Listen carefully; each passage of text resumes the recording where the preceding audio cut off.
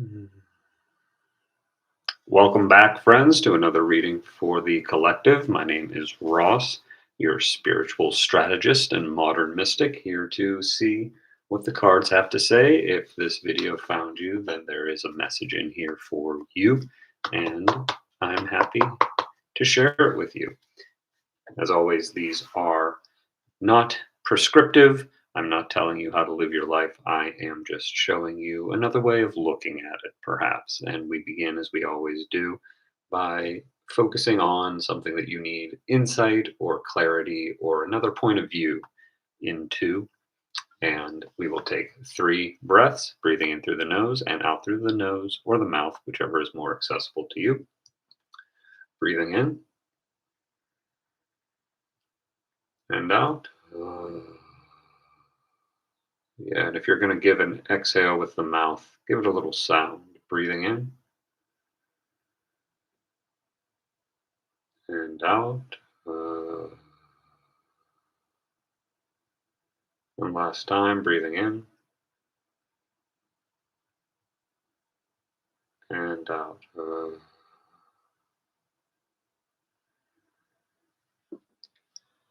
So let's see what the cards have to say.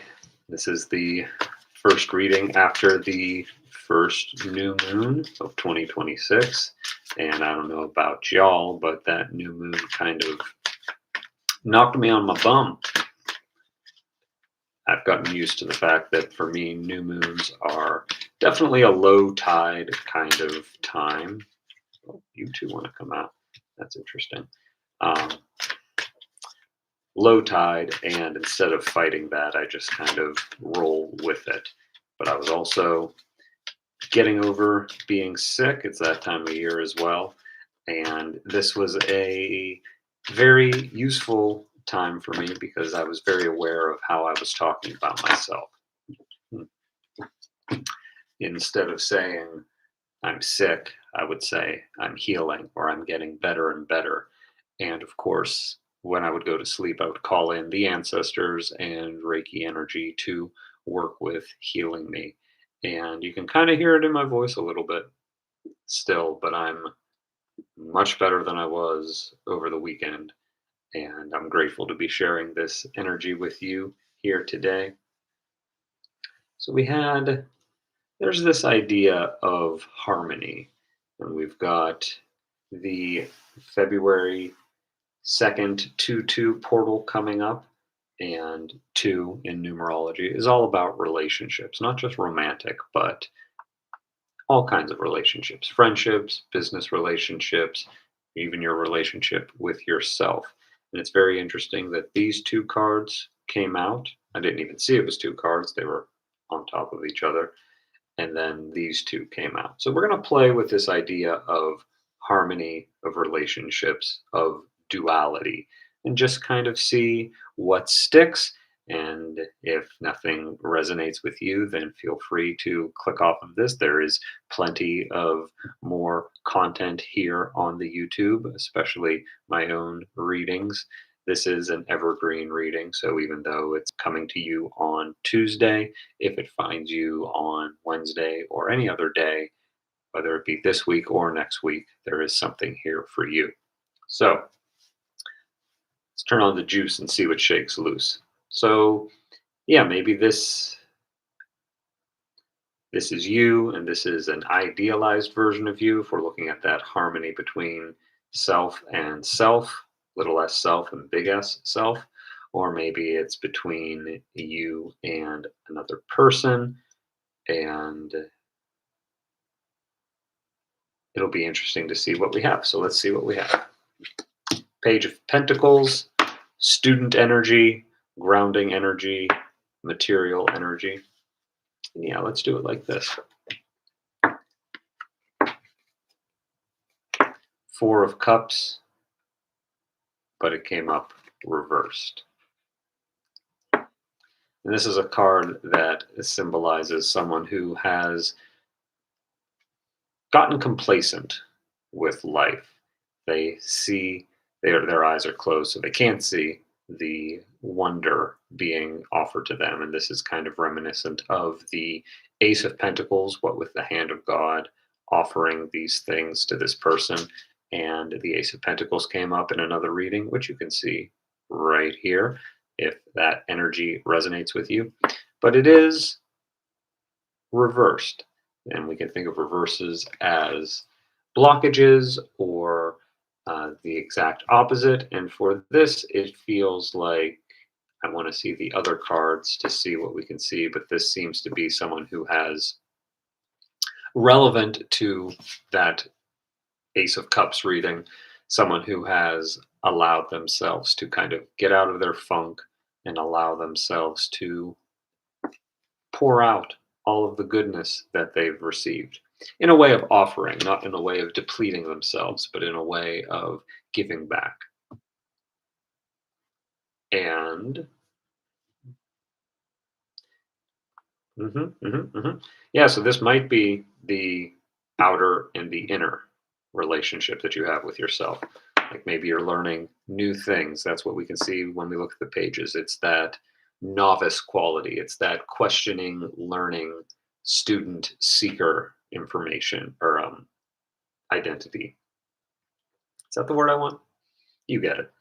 And pentacles, of course, being the earth element, grounding, and the pentacle representing the material, not just money, but the things of the material. And in one of those readings, we talked about that balance between being a spiritual being living in the material world, bringing heaven to earth.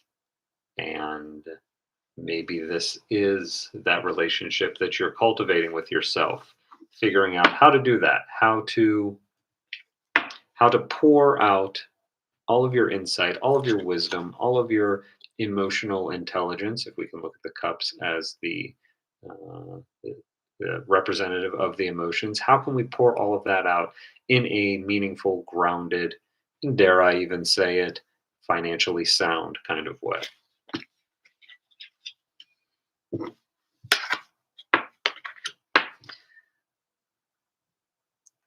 The world is your oyster. And that's very interesting that it's kind of on this side with the material.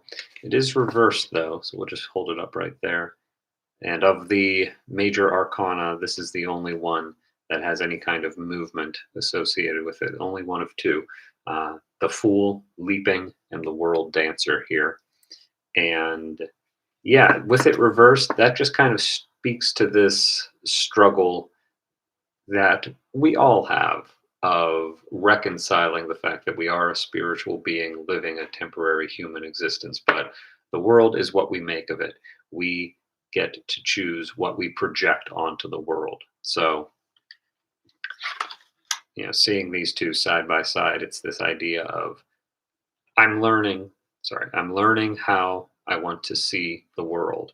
And I don't know about you, but for me, when I focus on the material or money specifically, there is this notion of it being icky, especially in the spiritual community, that it's not holy, it's not love and light, but the world that we live in is one where we need money to pay the electric bill or pay for our car insurance or all of these things. This is the world that we've agreed to living in, and we can look at that as a bummer, which it is from a certain point of view.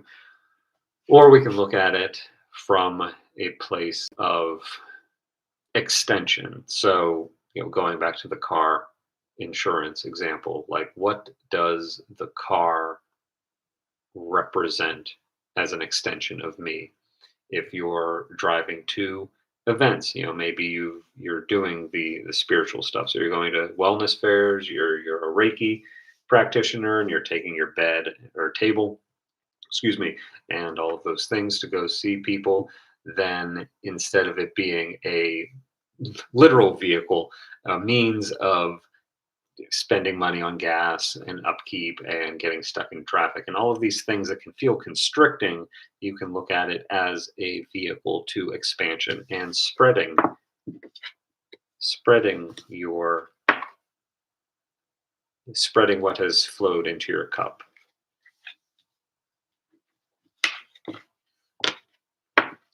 But be careful. Nah, not really. But really, the 10 of Wands, maybe you're carrying too much still. And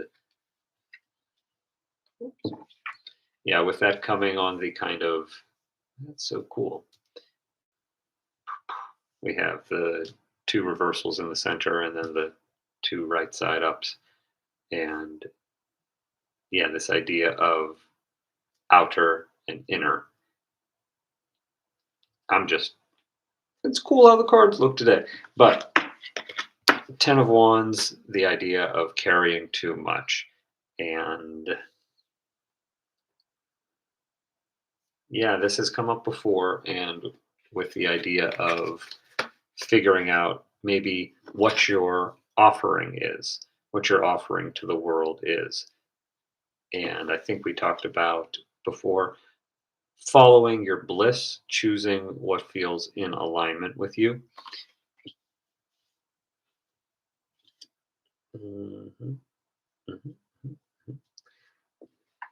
So, what other insight can we get to as far as how can we reconcile these?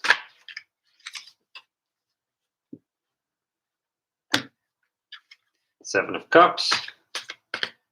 That just kind of goes along with, we'll talk about this a little bit before we get into any other ones. Seven of Cups, daydreams, fantasies, visions, both horrible and wonderful. And yeah, it comes to a point where, so, okay, here it is. If we're saying this is the inner self or the spiritual, and this is the outer self or the material, it sure is fun picking up all those spiritual wands, those magic tools, and gathering all the modalities and learning and going down the rabbit holes and things like that. But there comes a time when you need to choose which ones to bring into this world, to choose what you want to offer. 1212, as I say that, what you're bringing into the world. And there's no bad or wrong answer to these. Again, it's just that invitation. And with it being the cups, it's the invitation to follow which ones are emotionally resonant for you.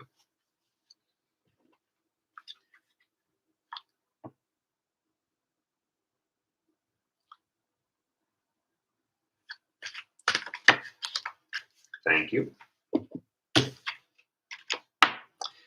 Yeah. Step out of it. Don't think about it too much. Yeah, this is actually more of an invitation to get into your feelings, to kind of bypass the thinking. Seven of Swords. The woman is seemingly surrounded by the swords, her thoughts that are supposedly boxing her in.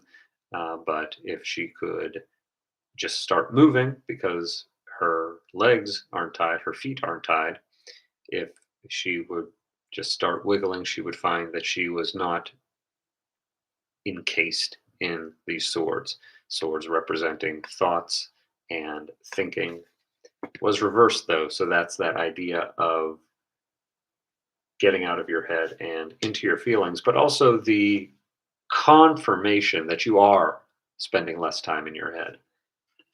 I'm really proud of you for that. It's no easy thing, especially when so much of this world invites us to continually disassociate.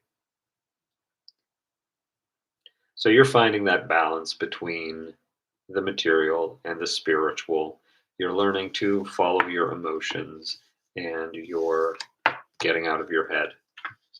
And more than that, you're not letting yourself be caged in by the same thoughts. This could be, relevant to this, like, oh, I'm bored with all of these things. And then there's a shift where you're able to see that the boredom was an invitation to offer some of yourself or some of your wisdom, some of your blessings, sharing your overflow. And again, sharing the overflow, not pouring from an empty cup or a half full cup, sharing what is in excess in you.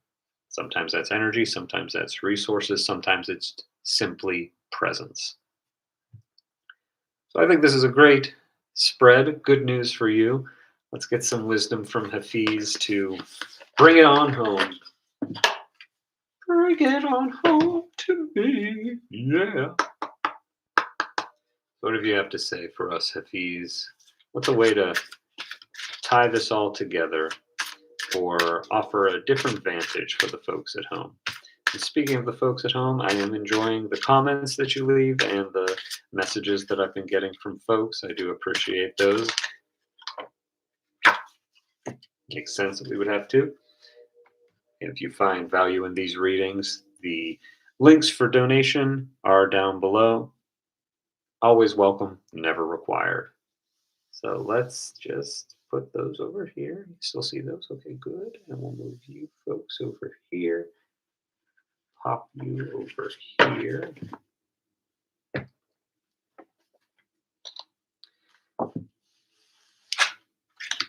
Haha. Engage trust, number one, and trust your wisdom. So before I even read these, this whole dance, this balance between being a spiritual person, trying to make it in the material world, the amount of trust that you need to put in these unseen things, these hands of God reaching out to you, the amount of trust that you need is a lot. And I just invite you to trust at the level that you're comfortable finding that outermost edge, and then leaning into it just a hair more, like you're leaning up against a wall, resting yourself there, or leaning your cheek against a cool glass window. And you might kick, you might scream, you might resist, but I offer this invitation. What if that resistance was in of itself an invitation to trust more in the beloved, in the God of your choosing, in the higher power of your understanding? Or maybe the resistance is a good thing. Again, I'm not your dad. This isn't prescriptive. I'm just offering alternative thoughts. So, engage trust. Number one. Love loves what it loves because of trust. We cannot know what the future holds, nor are we ever guaranteed safety or security. So we must trust what is unseen and allow our wellness to rest in what greater has in store for us. At any given moment, everything is working out for you. It's not happening to you, but for you. This is the trust that allows the wings of psyche to unfurl. Boy, oh boy, are the wings of your psyche unfurling. And speaking of wings, we got the owl here coming up in 13. Owls might be relevant. Oh, and I saw a butterfly earlier, like in my mind in a meditation, either yesterday or today when I was tuning in. And there she is. Beautiful. Purple and green. Make my whole wardrobe based on those colors. All right. 13. Trust your wisdom.